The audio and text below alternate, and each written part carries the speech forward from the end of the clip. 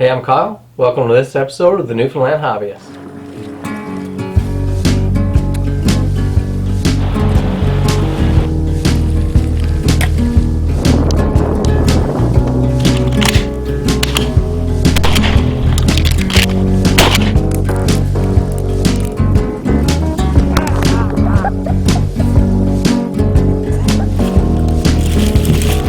With it, and then you have this new, that's a lot of all of them.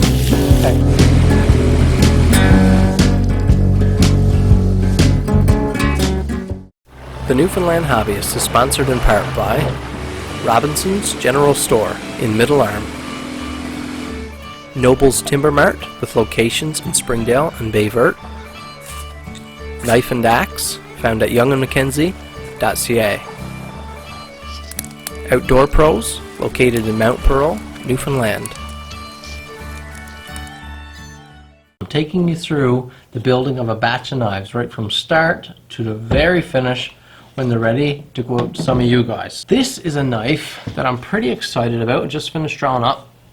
It is called the bake apple, after a fruit that grows here, sort of a berry actually, that grows here in Newfoundland. And it's meant to be sort of a secondary blade or a utility blade. It's small enough, it's more for a full-size man, it's more of a three-fingered knife. It'd be a great kid's knife. It's meant to be low profile, so it can be worn as a neck knife. And I'm thinking about doing a few sheath renditions as well with pocket clips, so they can actually sit inside your pocket. We'll start tracing some out.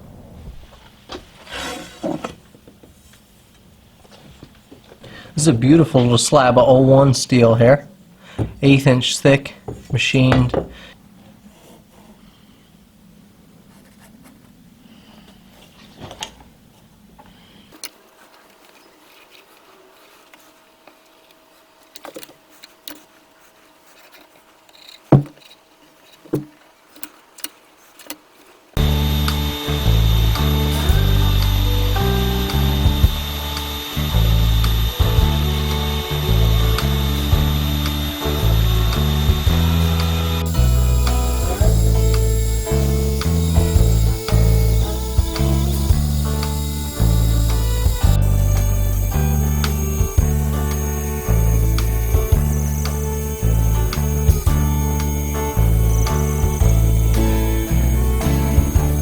That is fantastic. Time to go over to the belt grinder and rough out the shapes. This is the steps that I always go through.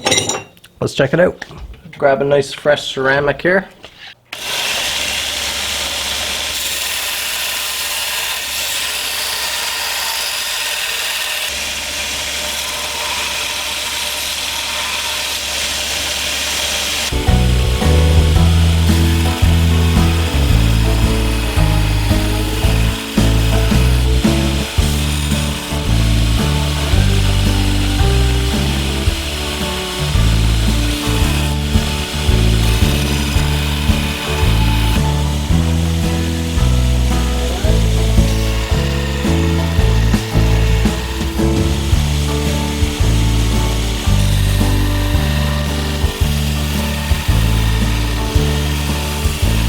So at this point we have 6 blades cut out, fairly refined on a 36 grit belt. You can see the shape that they are now.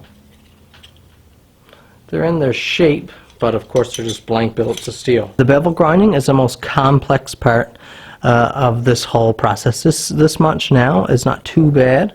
It's not too difficult. It does take a little bit of skill not to let things get away from you.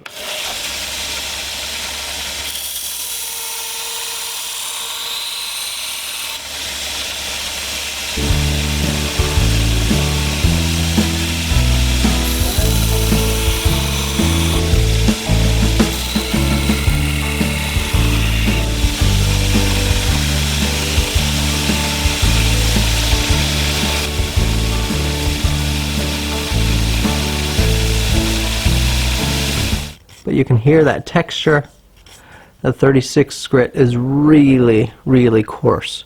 So the first thing we're going to do is switch to a 120 grit and start carving out some of those coarse grind marks.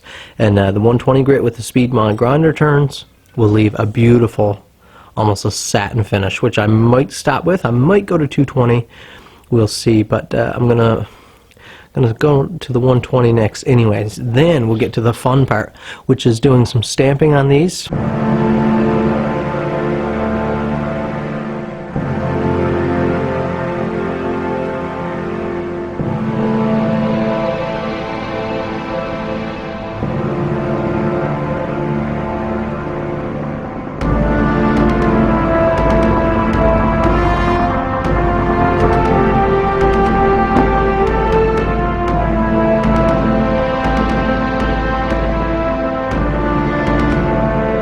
Listening to some more Willie today. Got the Bluetooth buds on. Much better.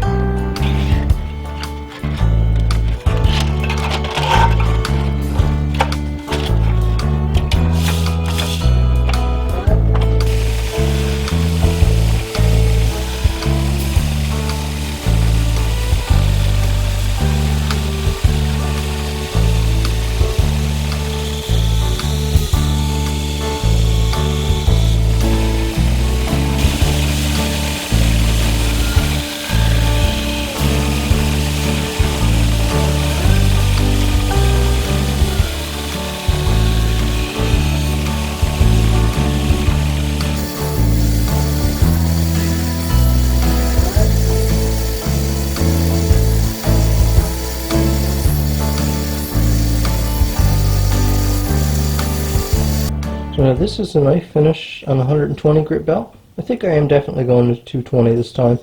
I want a smoother grind than this, a little bit smoother. So I'm going to go up to the 220.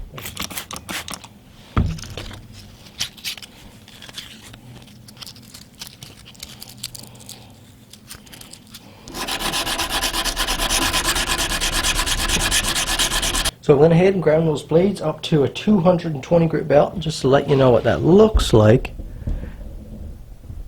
There it is right there. And look at that sharp line you can get. Just look at that. So beautiful.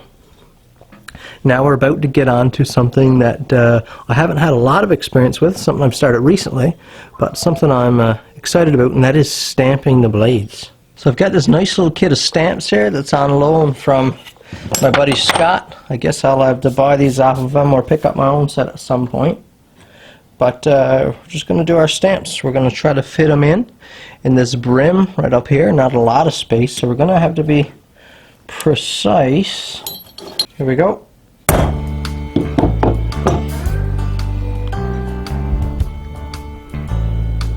Here we are.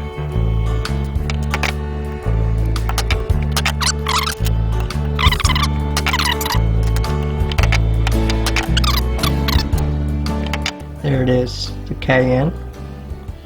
I like that. I love having my having a stamp, some kind of mark of my own.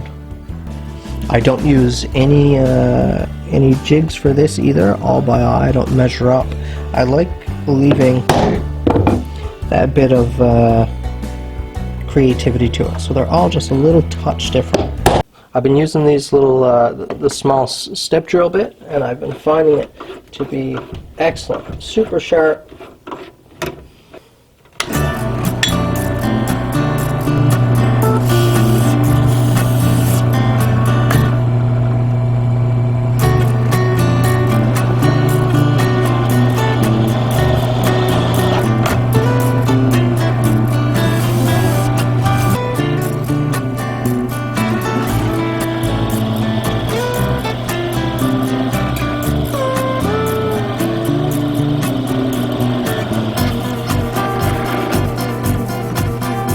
Right along, we've got those grinds done right up to 220 grit.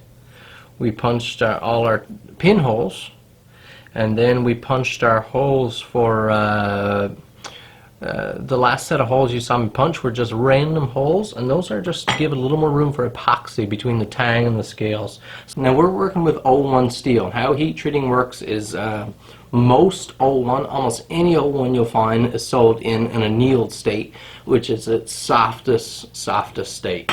That's so that it's workable, you can cut it, you can grind it, you can file it, you can punch holes in it relatively easy. Once you harden it, it's not so easy. Now people get a few different terms mixed up in heat treating, and that is tempering, hardening, quenching, these different types of terms. They use them interchangeably, but they're not interchangeable. Hardening is very different from tempering.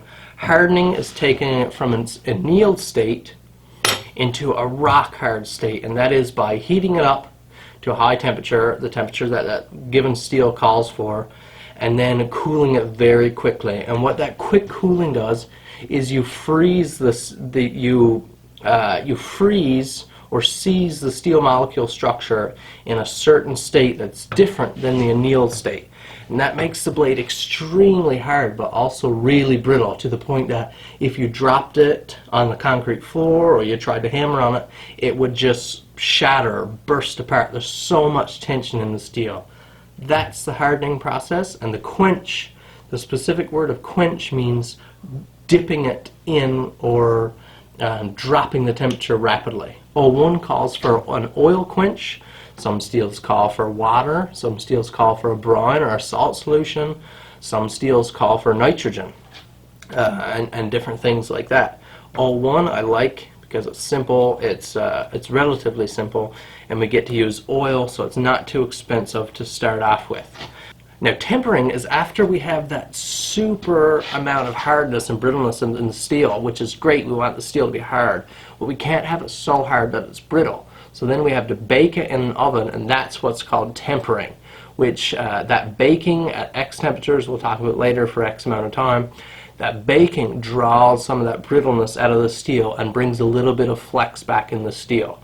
You can vary your temperatures and your times in tempering depending on how soft you want that steel. Do you want it more on the softer side, say if it's going to be a chopper, you don't want much brittleness, or do you want it on the harder side, say if you're mostly doing fine cutting tasks and it's okay to have a brittle blade because you're careful with it? You have to choose what you want and cater these processes towards that. Now one of the issues I'm having with my forge is O1 likes to be heated up slowly. So with this thin O1, and let's see here, I have on average roughly a mil of thickness left on the edge of each of these blades. It's pretty close there. And you need that left there because if you have too much thinness at the edge, there's just too little steel to hold heat, and it'll either warp on you because it's so thin, or it'll crumble, which I have experienced both. So you want that thickness nice and even so it heats at the same amount of temperature and it's thick enough to hold heat.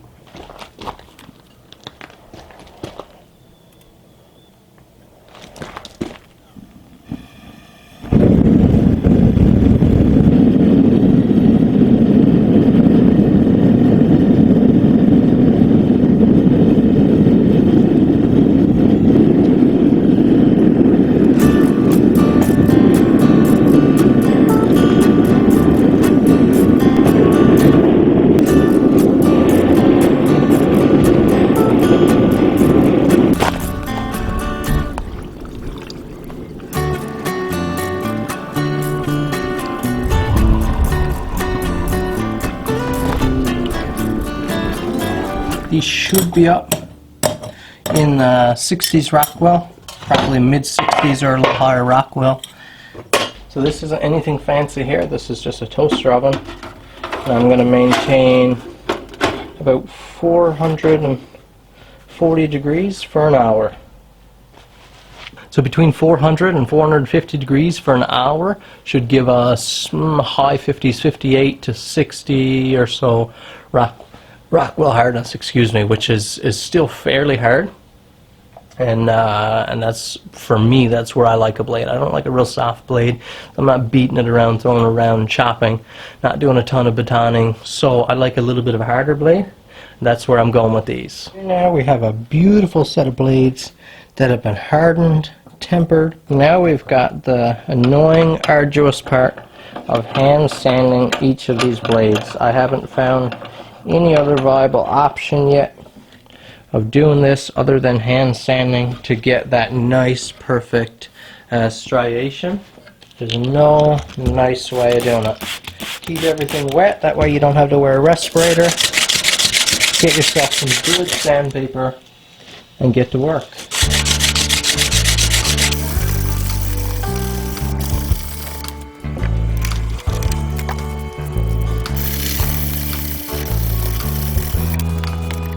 Now we've hand sanded all the flats on all those blades, and now we're to the most intimidating part and the most skillful part of the entire process, and that is finish grinding these bevels. When I do these now, that's the last time these will be touched until the knife is possibly restored in 10-15 years time. But we've got to grind those, try to keep on those flat planes, not interrupt our stamps, try not to change or raise the grind line at all, and most importantly, not overheat these bevels.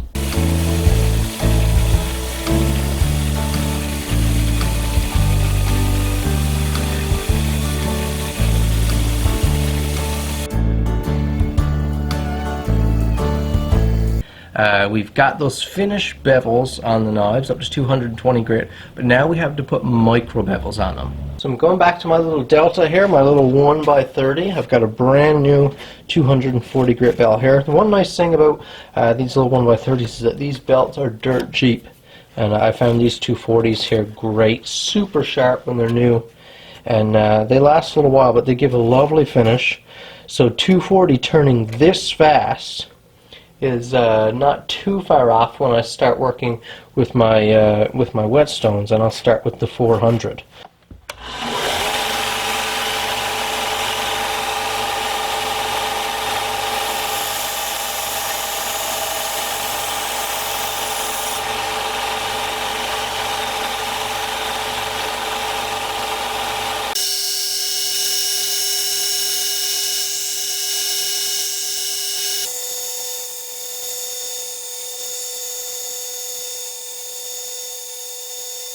Now, if you wanted a good way to practice your whetstone sharpening, take up knife making. So every knife you have all kinds of replica knives like this, and they all come with pretty much no edges, so you just get practice over and over and over.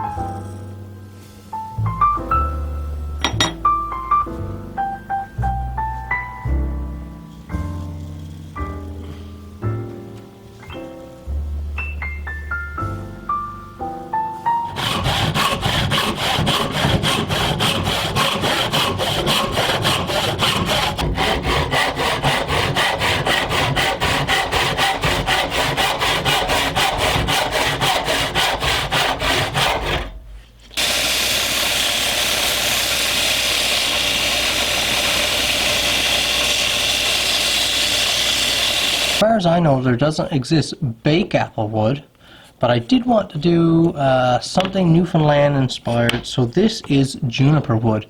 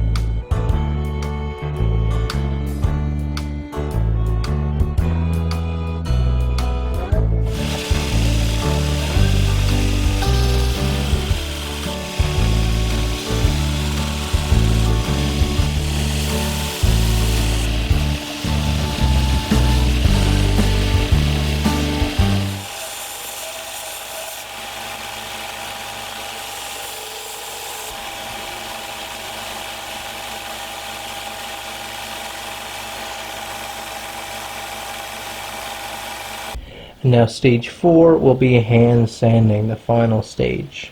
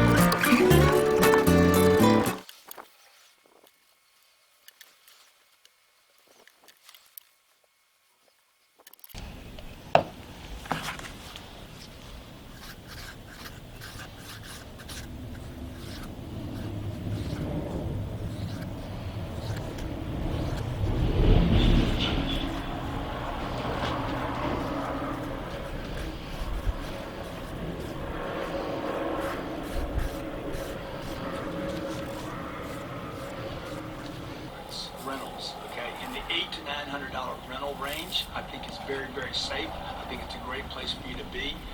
We look at unemployment today in the United States is lower than it's been in 16 years, but income.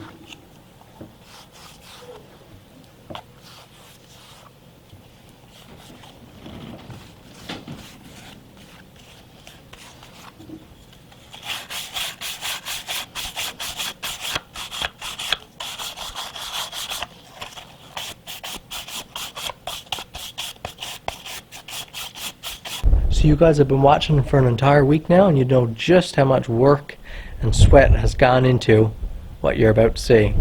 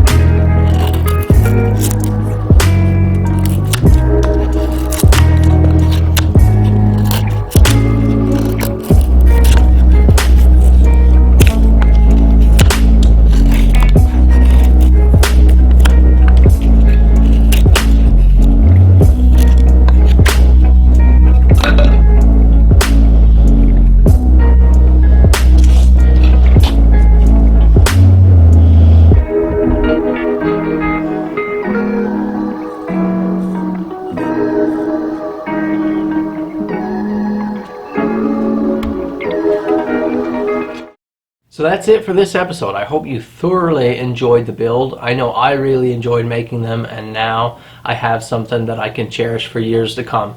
I'd like to give a huge shout out to the show sponsors on the screen right now. If you like this show, please give some love to the sponsors who help make it possible. If you have any questions, you can email me at weederfan.business@gmail.com. If you want to see any more content like this, head over to my YouTube channel on the screen there now. You can find loads of cool stuff.